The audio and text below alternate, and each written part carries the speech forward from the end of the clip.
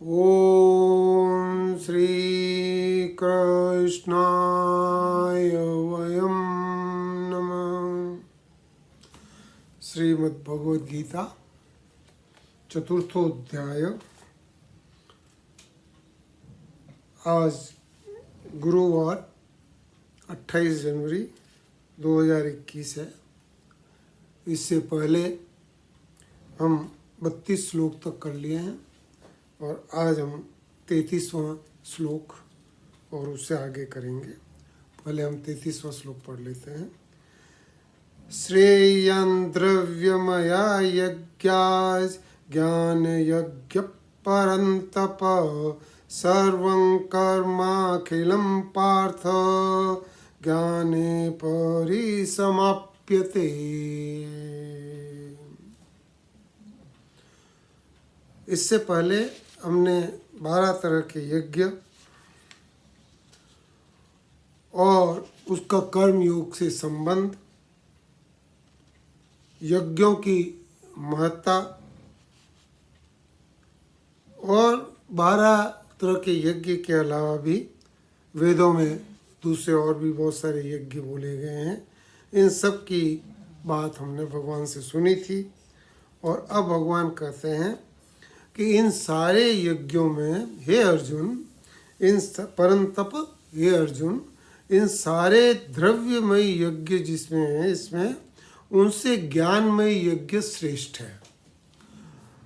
क्रिया पदार्थ में से ज्ञान यज्ञ श्रेष्ठ है। कहते हैं संपूर्ण कर्म और पदार्थ ये तत्व ज्ञान में लीन हो जाते हैं।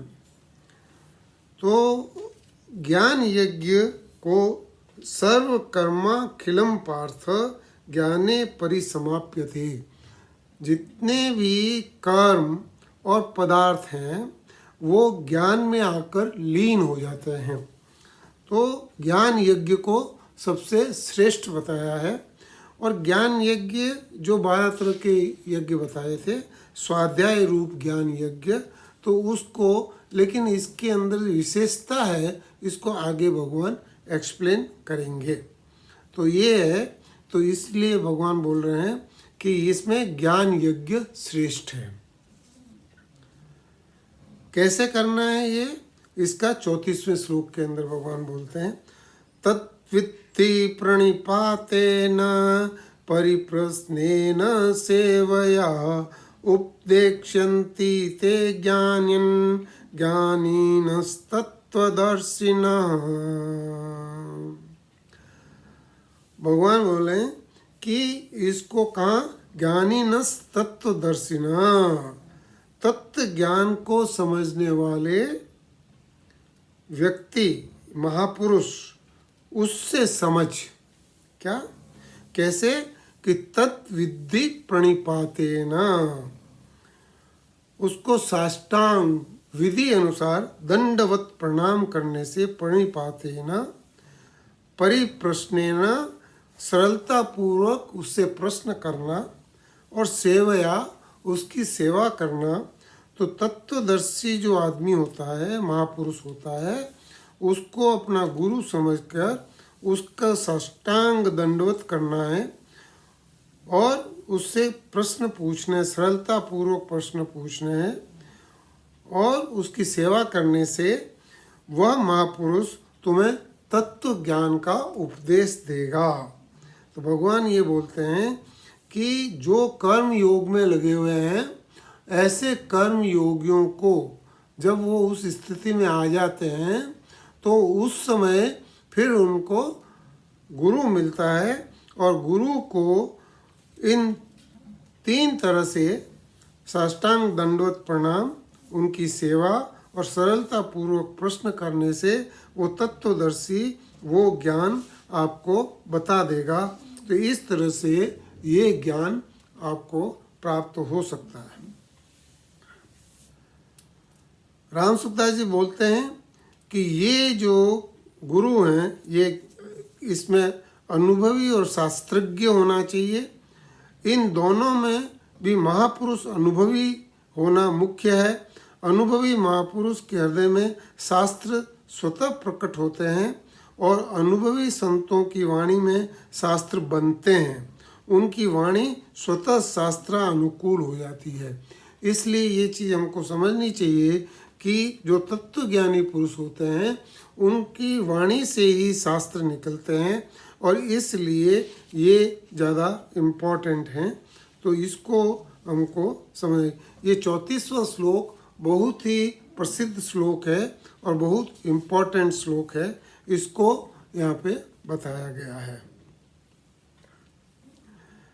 इसके बाद में 35वां श्लोक, यज्ञात्वा न पुनर्मोहम एवं यास्यसि पांडव येन भूतान्यशेषेण द्रक्ष्यात्मन्यथो मयि।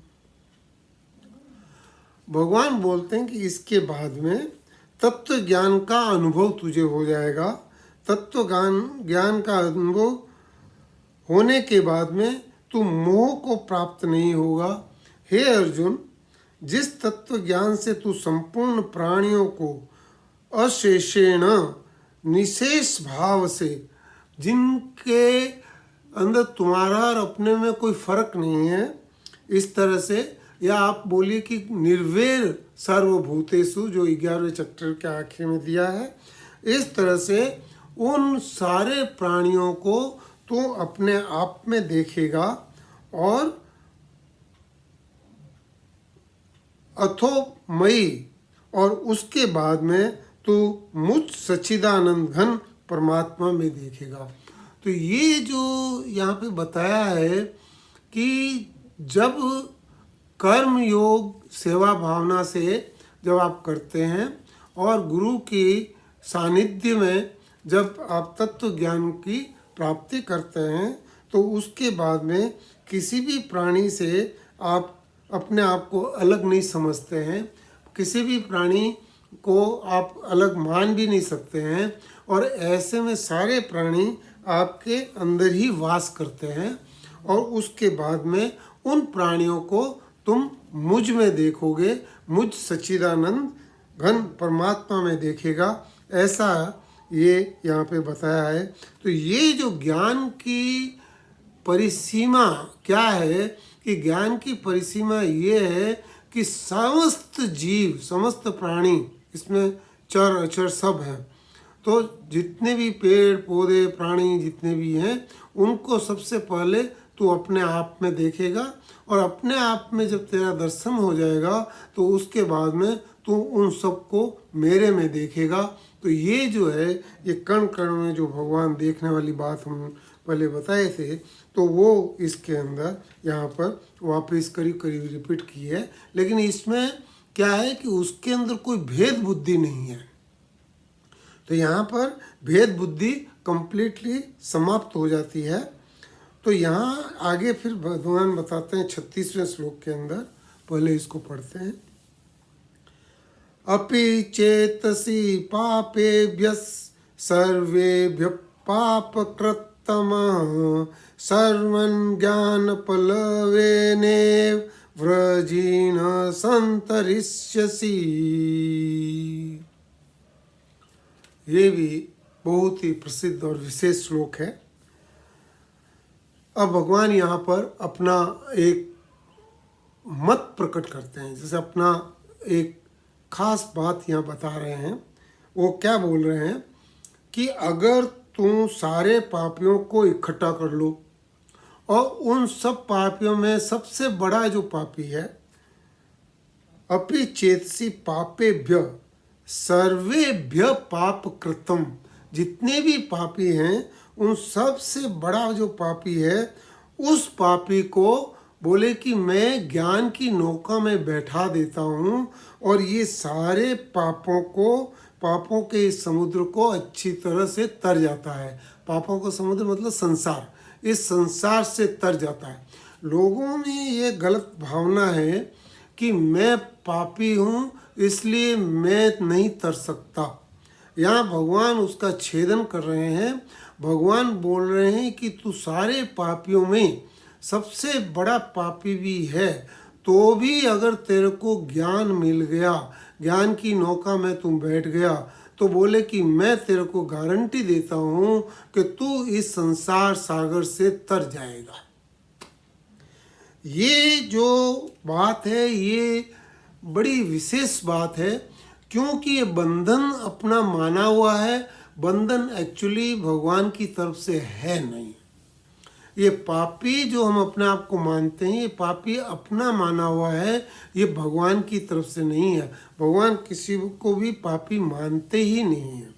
तो ये इसी को ठीक ठीक से समझने नहीं। बोले कि संसार मात्र में जितने पापी है, उन सब पापियों में भी जो सबसे अधिक पापी है, ऐसे महापापी को भी ज्ञान प्राप्त हो सकता है। इसलिए किसी भी मनुष्य को अपने कल्याण के विषय में निराश नहीं होना चाहिए। ये राम सुखदास जी बोल रहे हैं। मनुष्य मात्र ज्ञान प्राप्ति के अधिकारी हैं। ज्ञान प्राप्ति में पाप बाधक नहीं है। पाप के कारण ज्ञान नहीं होगा ऐसा नहीं है, प्रत्युत नाशवान वस्तु की कामना बाधक है। नाशवान वस्तु की कामना, इच्छा जो है वो बाधक है। तो ये चीज़ यहाँ पर बताई गई है। तो ये इस 36वें श्लोक को इसलिए सबसे इम्पोर्टेंट श्लोक भी समझा गया है, और कई बार इसका कई जगह पे इसका वर्णन आता है। और भगवान बोलते हैं पापी से पापी भी होगा तो वो ज्ञान की नौका में बैठ के, और मैं गारंटी देता हूँ कि वो ये संसार भवसागर से पार हो जाएगा।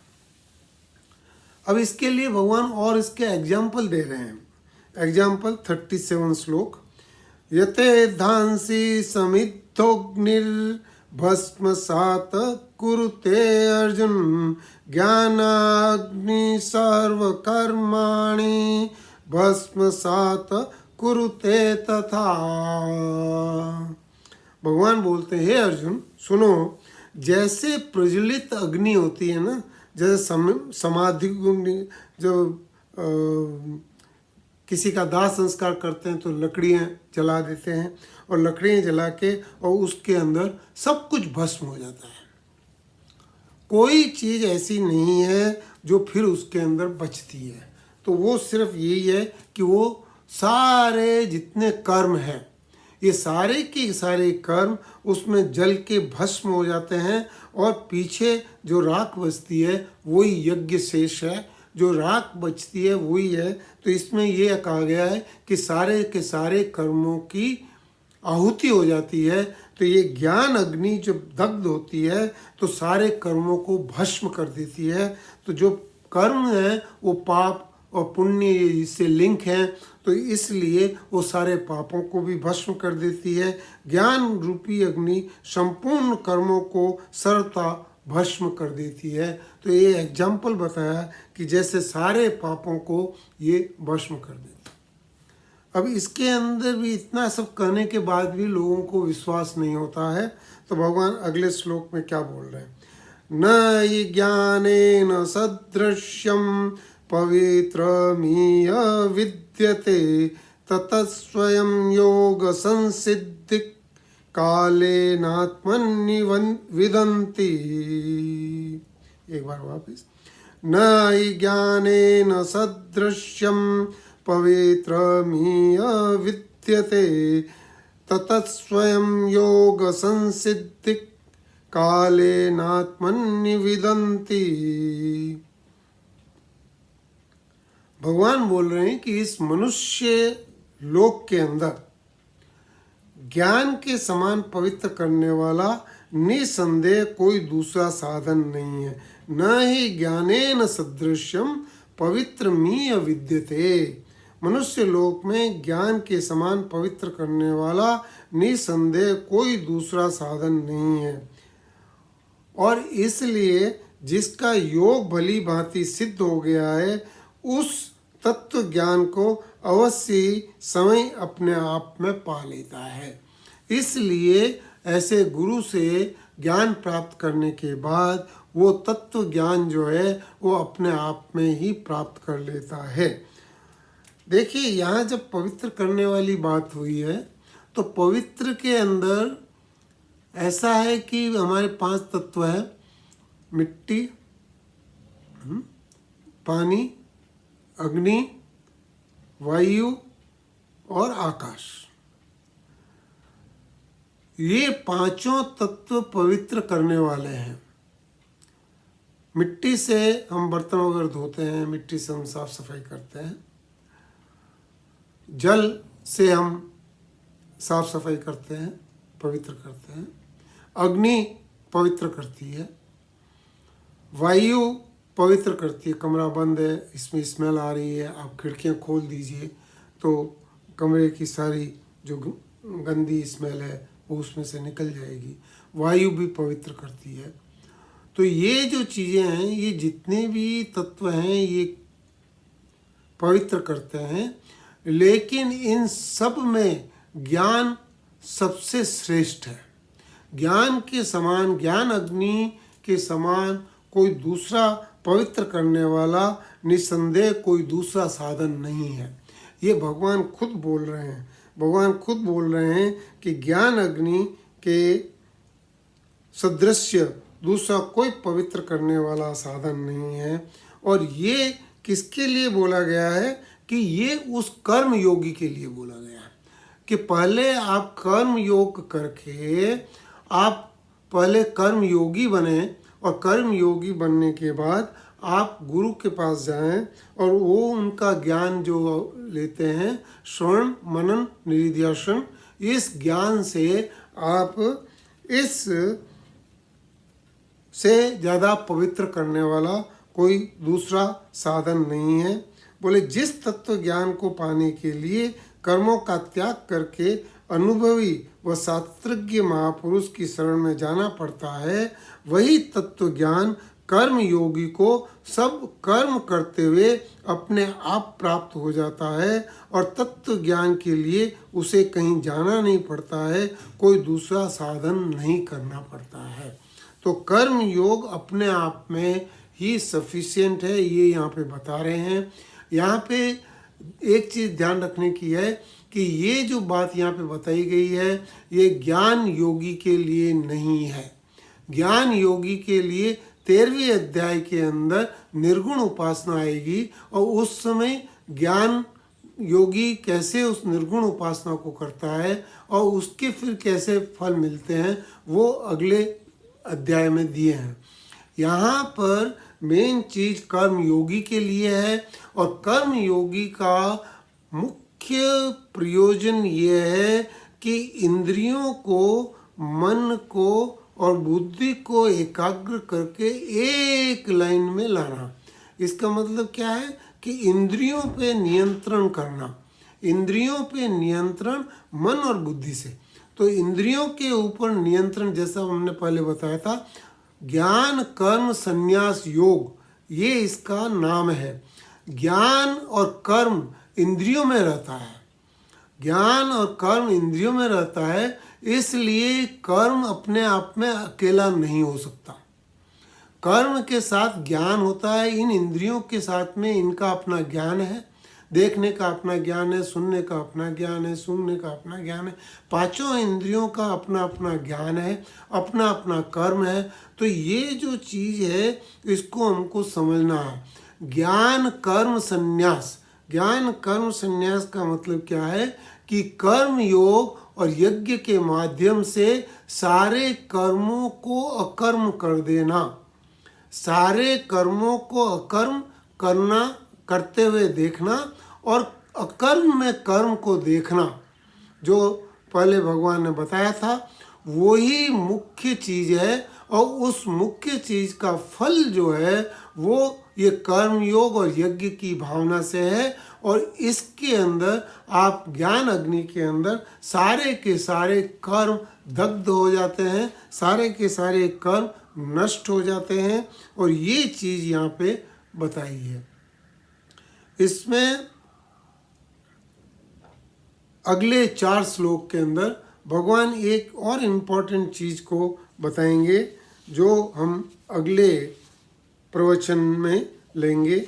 लेकिन यहाँ पर जो है ये मेन चीज़ यहाँ पे जो बताई है कि यहाँ ज्ञान को कैसे प्राप्त करना होता है और ज्ञान की क्या इम्पोर्टेंस है। क्योंकि शुरू में अर्जुन ने पूछा था कि आप मेरे को ऐसे बात कर रहे हैं, मोहित कर रहे हैं कि मेरे को पता नहीं पड़ रहा है कि कर्म श्रेष्ठ है या ज्ञान श्रेष्ठ है। तो उसी के जवाब देते हुए भगवान बता रहे हैं कि कर्म ज्ञान के बगैर नहीं किया जा सकता है और कर्म करने से ज्ञान मिलता है और जो ज्ञान मिलता है उसमें वो ज्ञान अग्नि के अंदर सारे कर्म भस्म हो जाते हैं। तो इसलिए वो यहाँ ये चीज़ बताई गई है और इसको हमको ठीक ठीक से समझना होगा। अगला प्रवचन के अंदर हम दूसरे 4 श्लोक बात करेंगे और अब यहीं पर राम राम राम।